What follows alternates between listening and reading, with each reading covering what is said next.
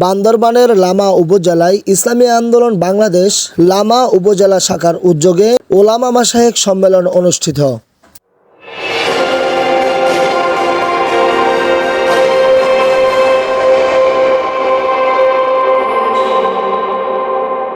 মুক্তির মূলমন্ত্র ইসলামী শাসনতন্ত্র, মানুষের অধিকার প্রতিষ্ঠায় রাজনীতিতে গুণগত পরিবর্তনের লক্ষ্যে ইসলামী আন্দোলন বাংলাদেশ লামা উপজেলা শাখার উদ্যোগে বুধবার 11 সেপ্টেম্বর লামা বাজারস্থ জেলা পরিষদ গেস্ট হাউসে দুপুর 2টা থেকে শুরু হয় সম্মেলনের আনুষ্ঠানিক কার্যক্রম। এ সময়ে প্রধান অতিথি হিসেবে উপস্থিত থেকে গুরুত্বপূর্ণ বক্তব্য রাখেন বান্দরবান জেলা শাখার সভাপতি আলহাজ মাওলানা আবুল কালাম আজাদ।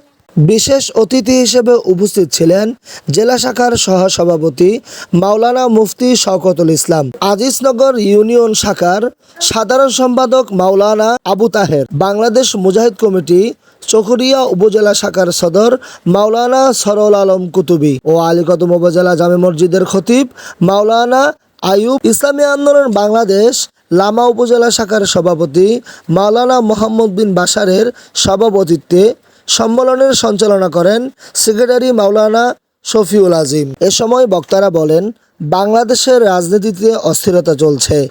এদেশের শিক্ষা, সংস্কৃতি ও জাতিসত্তা নিয়ে গভীর ষড়যন্ত্র চলছে।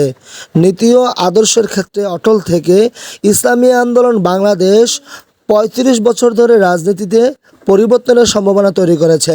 সুতরাং সব ইসলামী দলের সমন্বয়ে মজবুত ইসলামী প্ল্যাটফর্ম গড়ে তুলতে হবে।